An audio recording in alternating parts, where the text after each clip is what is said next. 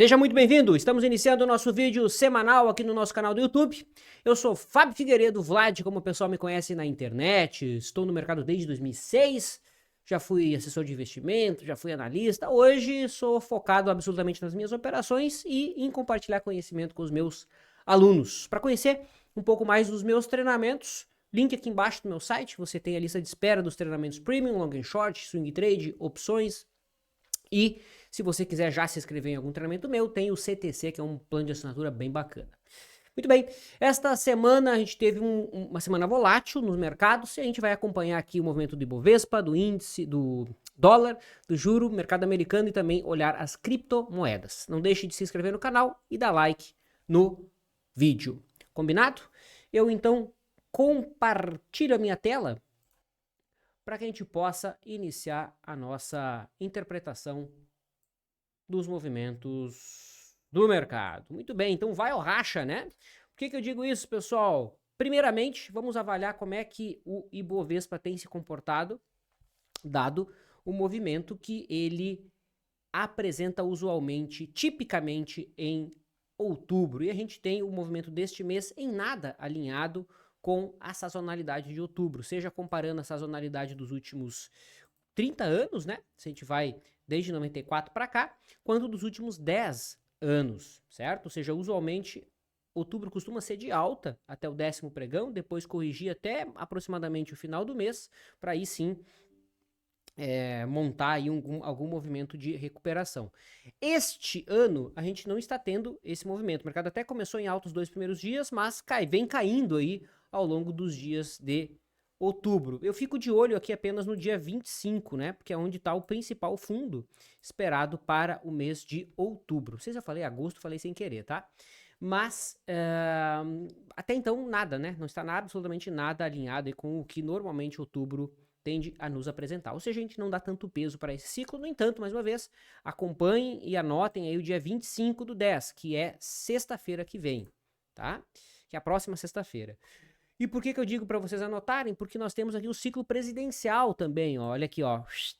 Aqui sim, né? Ao contrário do mês de outubro, o ciclo presidencial o mercado vem respeitando relativamente bem, né? O fundo esperado para maio acabou acontecendo em junho, o topo de agosto aconteceu exatamente em agosto, os primeiros 5 meses aqui mais erráticos foi exatamente como foi esse ano, e agora a gente entra numa janela de fundo do mercado, tá? Essa última semana aqui de outubro é uma semana esperada de fundo. Então, ciclo presidencial, estamos entrando numa janela de fundo. Por isso que eu disse, ou vai ou racha. O mercado ou agora segura no suporte e inicia o movimento de alta, não necessariamente a partir dessa semana, mas a partir do início de novembro, ou a gente tende a seguir em queda, tá? A gente já vai fazer análise técnica aqui dos mercados. Não esquecendo da sazonalidade do mês de outubro, sendo que outubro de 2024 possui 23 dias úteis, infinito mês de outubro.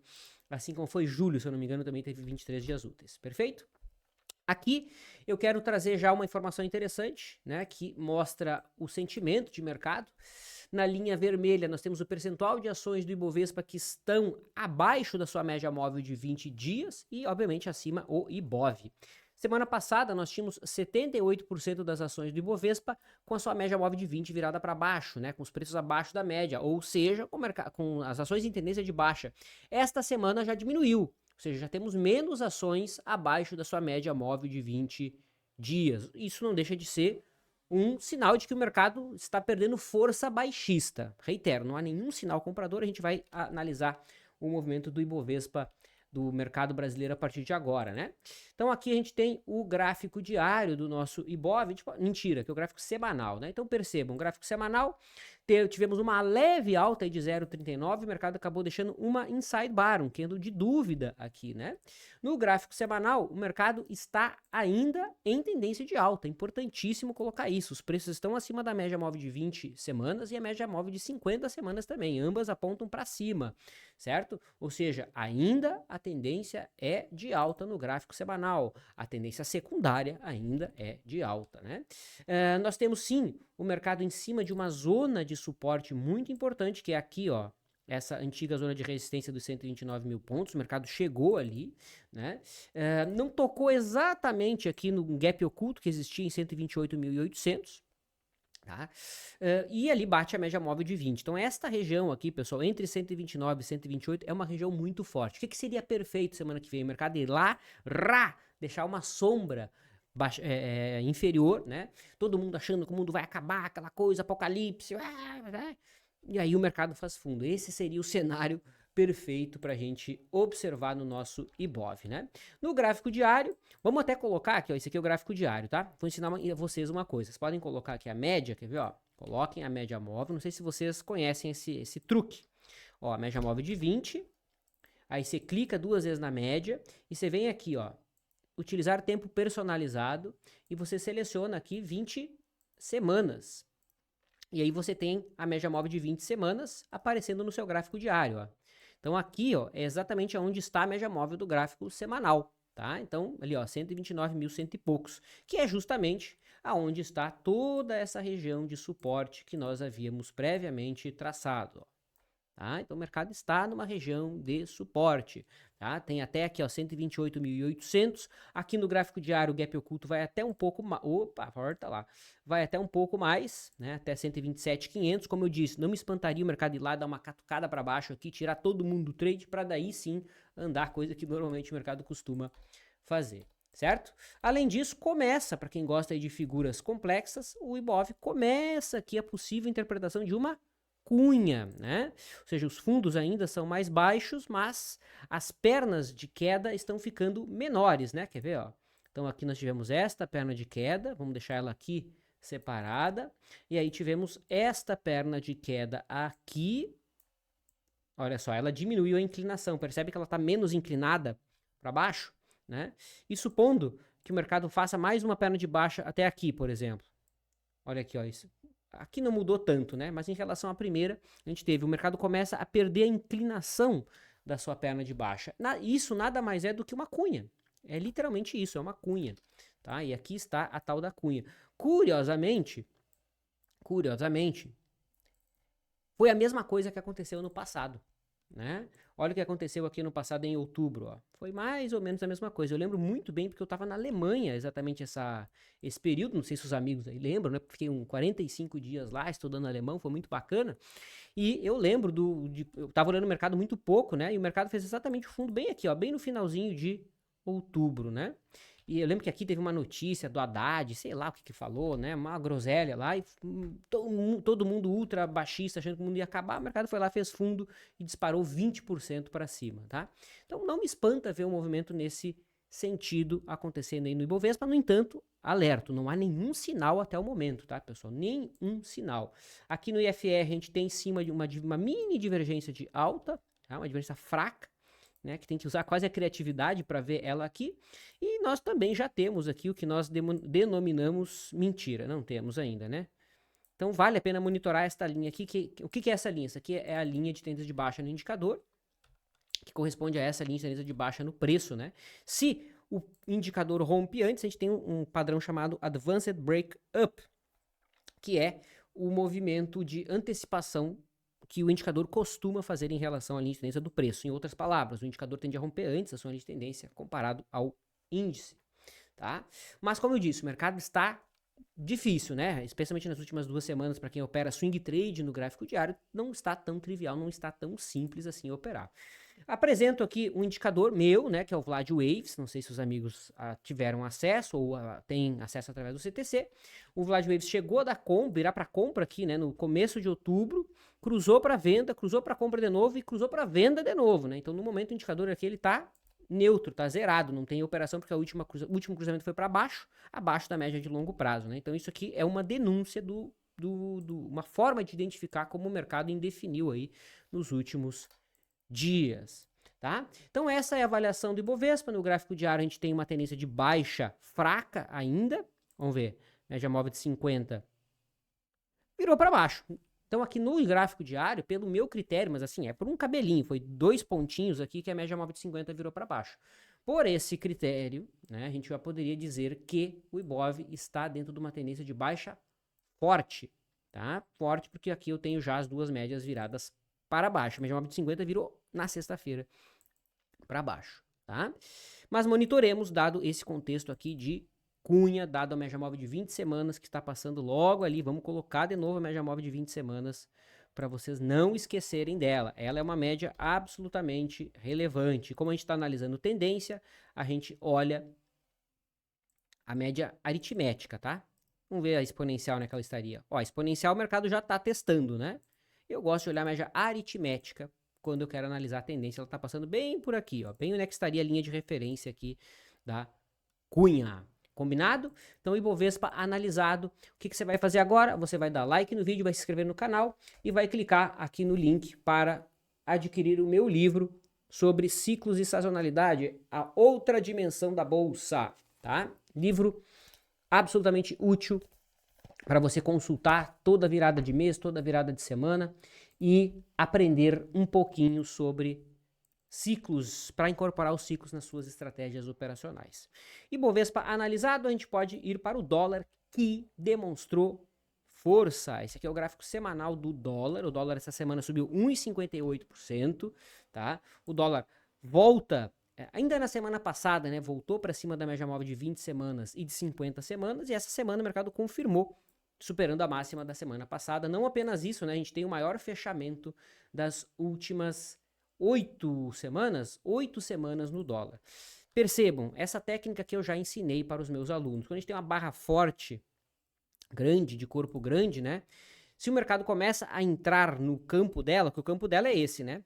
Se o mercado começa a entrar no ambiente da barra, o objetivo tende a ser a abertura, né? Então a gente deve ver o dólar subir até a abertura desta barra grande, não deixa de ser um ímã aí para os preços. O gráfico semanal bem limpo e é bem naquela região aqui de fortíssima resistência do dólar. O dólar, pessoal, que se apreciou frente muitas moedas mundo afora, tá? Não é apenas em relação ao real que nós tivemos essa porrada aqui do dólar, ó, do final de setembro para cá, né? No gráfico diário, inclusive, o mercado tá bem na resistência aqui, né? Tá na resistência da máxima de setembro, que vindo a consolidar a ultrapassagem, aí sim seria a busca, né, da abertura daquela barra grande aqui no diário, que é a mesma barra grande do semanal. Inclusive, eu já vou compartilhar aqui a minha tela para a gente analisar o DXY. DXY é um índice do dólar, né, onde o dólar ele é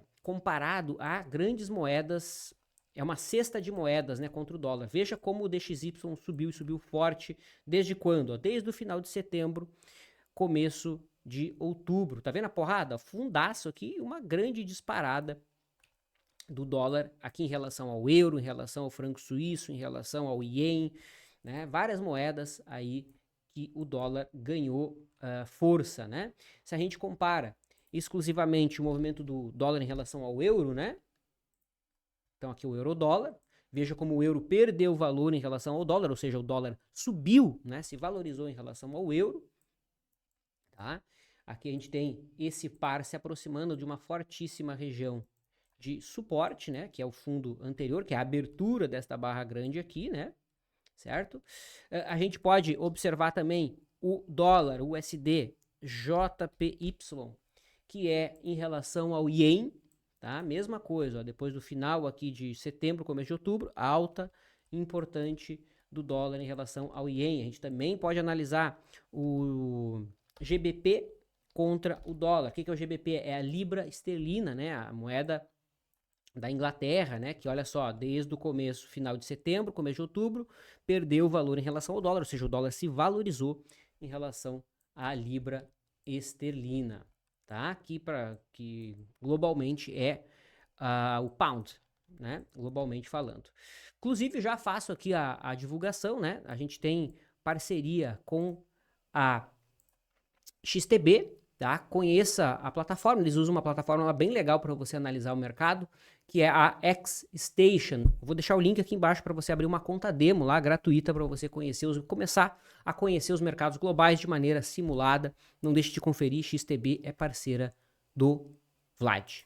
Combinado? Então já olhamos aqui e vimos, né, como o dólar de fato se apreciou não apenas em relação ao real, mas em relação a principais moedas globalmente, certo? Então temos aí no gráfico diário o dólar em cima de uma zona de resistência, de um possível retângulo, mas se a gente olha o gráfico semanal, não tem muita resistência relevante assim a ser tão considerada. E desde já, nós vamos aqui para o juro futuro, tá? Que essa semana subiu. Tivemos o juro futuro aí subindo 0,75%, né? A gente não esquece que o juro já está no 10º mês de alta consecutiva, tá? 10º mês de alta consecutivo. Subiu todos os meses do ano de 2024, um movimento realmente bizarro, né? Bizarro, bizarro, bizarro. No entanto, é um fato, não há nenhum sinal de correção até o momento. No gráfico semanal, apesar disso, a gente já tem o IFR lá em zonas bastante elevadas, ó, acima de 70, né, do clássico valor de 70.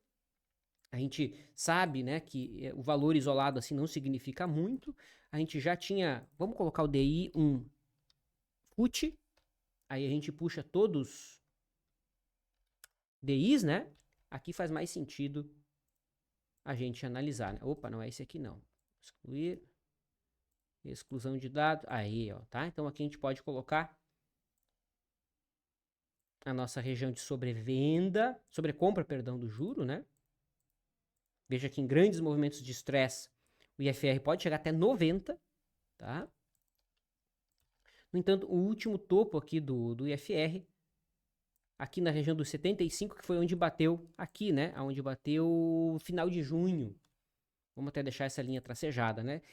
Sempre, quando vai se considerar a análise do IFR, a gente considera uma região, né? Nunca é um ponto isolado, né? Então, a gente pode considerar que esta região entre 75 e 90 é realmente a região forte de sobrecompra do juro. Perceba, se a gente tiver o IFR aqui virando para baixo, a gente tem uma mega divergência de baixa, tá? Então, o juro vindo a cair uma semana, a gente já tem aqui uma divergência, ó, fundos mais baixos com o preço fazendo topos mais altos, tá? Mas isso aqui ainda não existe, é só uma suposição até o momento. Lembrando, né, que nós acertamos aqui o movimento do juro, né? Ué, cadê meus estudos aqui? Onde que eu coloquei meus estudos? Será que tá aqui? Putz, eu tinha bem bonitinho meus estudos de Elliott aqui, né? Não sei onde é que foi. Mas enfim, o fato é que o juro está numa região de objetivo, né? Vamos colocar... por isso que eu não tô vendo, né? Porque os estudos de Elliott estão aqui, né? No contrato F26. Então tá aqui, ó. O mercado está numa região de resistência muito forte, importantíssima, num objetivo relevante. E, olha só, por Elliott, se essa contagem estiver correta, o mercado estaria na onda C, né? Então, 1, 2, 3, 4, 5 movimentos para baixo, A, B, C. Ou seja, seria um ponto para se avaliar, para fixar taxas, né? Para quem tem aí renda fixa. Eu quero compartilhar um estudo com vocês, inclusive, que eu já tinha compartilhado com os meus alunos na nossa comunidade. Eu vou compartilhar com vocês também aqui do YouTube. Deixa eu só ver aonde que está. CTC. Aonde que tá agora? Como é que eu vou achar isso aqui? Pera aí. Isso aqui não estava planejado, né? Eu lembrei agora de analisar isso. Deixa eu ver se eu acho. Me dê um minutinho aqui. Ué?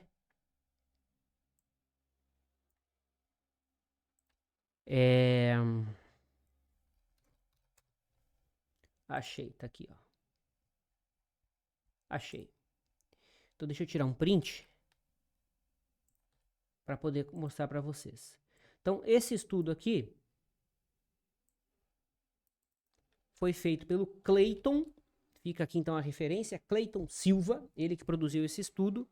Bem interessante, tá? Isso, ele usou outra métrica, né? Mas corrobora aqui com a visão que eu tenho dos juros, né? Olha que interessante. Então o que ele fez? Ele pegou uma NTNB, que seria o Tesouro IPCA+, que vence em 2045, tá? Que hoje, né, no dia que ele fez o estudo, estava 6,57 mais IPCA. Vamos ver quanto é que fechou hoje? Deixa eu ver se a gente acha aqui. Ó, vamos ver como é que foi o fechamento de sexta-feira.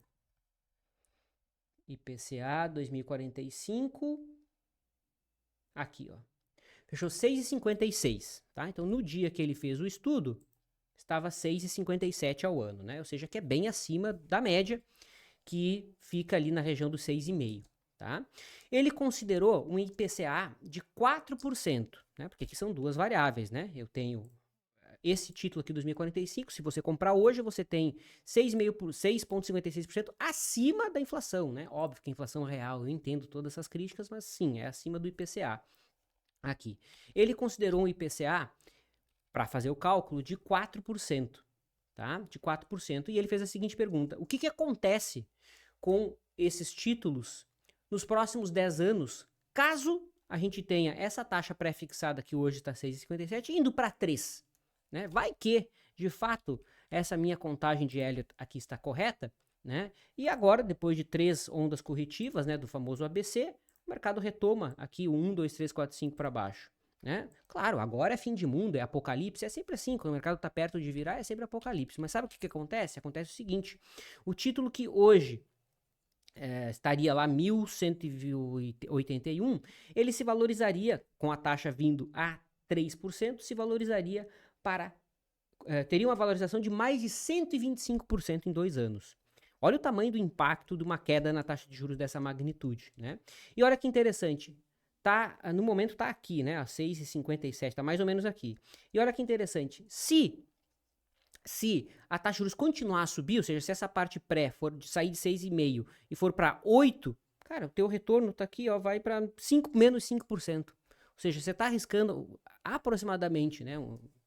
Isso nos próximos 2 anos. Não necessariamente você precisa nem vender esse título, né? Mas enfim, num cenário onde a taxa de juros pré desse lado, por que eu tô dizendo a parte pré, né? Porque o título IPCA, ele é pré mais o IPCA, tá? Então, se a parte pré for a 8%, cara, você estaria com um retorno de menos 5%. Ou seja, meu Deus do céu, não é nem nenhum fim do mundo, né? Até porque você comprou um título bem longo, para 2045. No entanto, se a taxa de juros cair, for para 3%, você tem uma valorização de mais de 120%, né? Se sair de 6 e pouco e vir para 4, olha aqui, ó, você tem um retorno de quase 100%. Bem interessante. Na minha visão, é uma relação risco-retorno bem legal, tá? Aqui ele fez a comparação também com outros títulos, né? Então aqui o F29, mesmo que a taxa de juros suba, né? O F29 estará dando lucro lá daqui 2 anos, né? Que seria outubro de 2026.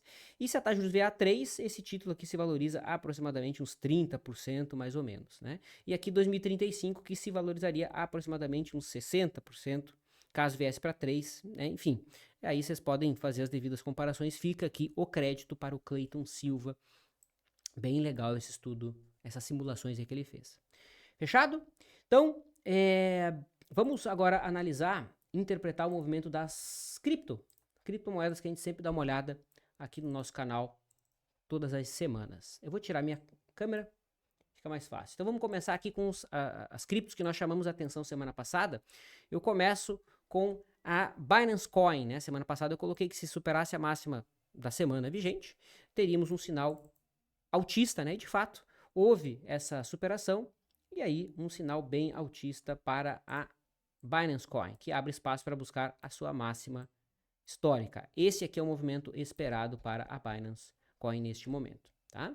A Solana foi outra cripto que eu chamei a atenção, superou a máxima da semana passada, tá praticamente no mesmo ponto de entrada. É uma cripto que tá bem legal, né? Tem sim uma resistência muito forte logo acima e vindo a ultrapassar esse patamar, tem bastante espaço para subir, uma suposta onda 5 que pode, sei lá, tá aqui 650, 700 dólares, né?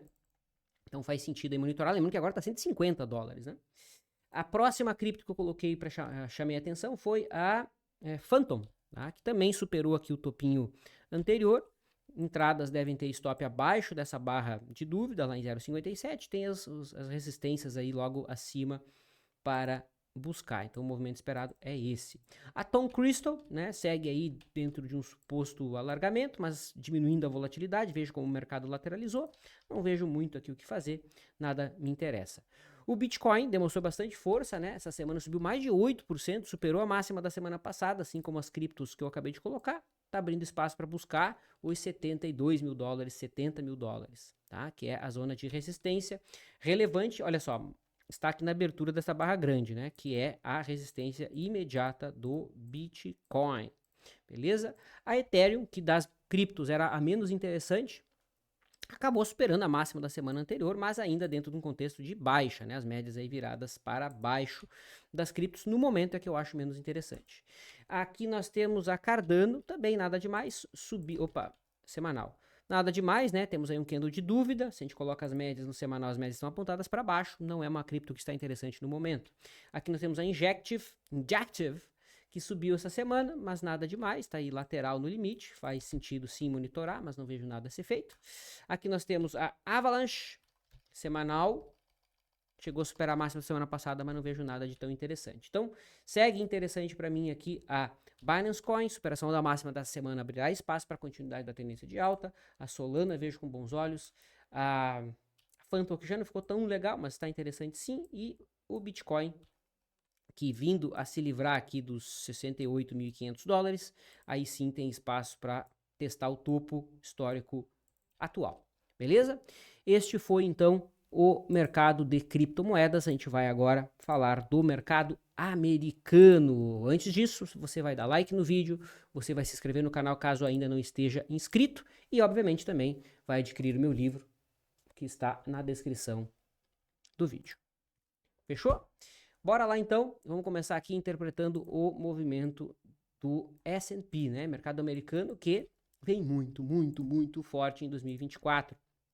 Correto? Essa semana, como foi dito semana passada, não havia nenhum sinal baixista, o cenário altista segue, né? O mercado tá lá, renovando máxima histórica. Esse aqui é o gráfico semanal do S&P, tá? Mercado muito forte. Se a gente coloca a ação, o ETF da Nasdaq, tá? O caso da Nasdaq não chegou a renovar o topo histórico, tá? No gráfico semanal tem ali a resistência para buscar ainda. E o Dow Jones, da mesma maneira que o S&P, renovou máxima, teve mais uma semana altista e segue a sua trajetória sem nenhum sinal de correção. Outros mercados que chamaram a atenção essa semana, globalmente falando, tivemos o ouro, tá? Aqui observado através do ouro spot, que é a Shao, e o ouro tá quase no alvo, tá, pessoal? Quase no alvo, certo? Esse objetivo aqui de 2.700 dólares, na realidade bateu no alvo já, tá? Tudo depende de onde a gente marca aqui o início aqui, né, do movimento, ó. Se eu pego um pouquinho daqui, se eu pego desde o fundo já bateu, se eu pego um pouquinho mais do topo ainda não, né? Mas enfim, aqui o ouro está quase no alvo. Isso aqui é um cup and handle, que o mercado já atingiu o objetivo, tá? Melhor, desculpa, está perto de atingir o objetivo. Eu deixei a linha ali tracejada, que é 2.750, mas veja, tá 2.721. Esse aqui é o gráfico diário. Se a gente coloca o gráfico semanal, fica evidente aqui a tendência fortíssima de alta do ouro, tá? Que corrige 2 semanas, ó, o último padrão de alta, né? 2 semanas de correção, foi embora. 2 semanas de correção foi embora, 2 semanas de correção foi embora. E essa semana em especial nós temos a prata, tá? A prata que no semanal, olha ali, ó, fez um belo movimento de alta, ó, certo? Rompe o topo anterior, esse é o gráfico semanal, o mercado está abrindo espaço, sim, para mais altas, tá? Só que a prata, assim, ela é bem chata, tá, pessoal, para trabalhar rompimentos, né? Vamos só mostrar aqui os últimos que ela fez, ó. Então aqui foi um rompimento, deu um calor, daí rompeu a resistência lá da máxima de 2020, não foi, voltou e agora tá rompendo de novo, né? A prata é um papelzinho bem chatinho de operar, mas é inegável, o cenário é absolutamente altista, tecnicamente falando, né? Se a gente vai olhar aqui o gráfico mensal, olha aí o movimento, tá? Vamos olhar o gráfico anual, talvez? Ó, gráfico de 12 meses. Olha só, cara. Então só tem sombras aqui pro mercado buscar, né? Ficou com dúvida? Coloca o gráfico de linha. Olha aí como é que tá fechando o gráfico anual da prata, né? Rompendo o topo histórico. Mas ainda tá cedo, né? O ano fecha só em dezembro, né?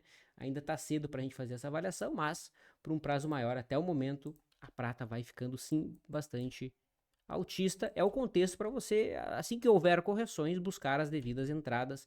Eu acho difícil fazer trade na prata. Prefiro ter posições estratégicas de prazo maior. Não que não dê para fazer trade, mas eu acho um papelzinho nervoso, difícil. Quem tem um pouquinho mais de experiência no trade sabe do que eu estou dizendo, é um papel complexo, tá?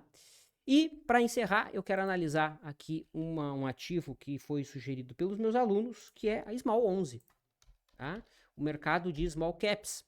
Na realidade não é Small 11, né? É o índice de Small Caps, que vem sofrendo bastante, justamente por conta do aumento da taxa de juros, né? O setor apanha bastante quando a taxa de juros está subindo, né? E aqui, esse aqui é o gráfico semanal, tá? E aqui no gráfico semanal, se a gente conecta a mínima do ano passado, a mínima desse ano, conecta a máxima do final do ano passado e os últimos topos mais importantes, a gente tem aqui o que os grafistas chamam de triângulo descendente, tá? Então aqui nós temos um triângulo descendente nas small caps. Uma resistência bem simples de ser vista aqui, né? Olha ali, ó, máxima desse ano, máxima do ano passado, máxima do segundo semestre de 22. Então, o mercado não tem um cenário aí amigável, né? No entanto,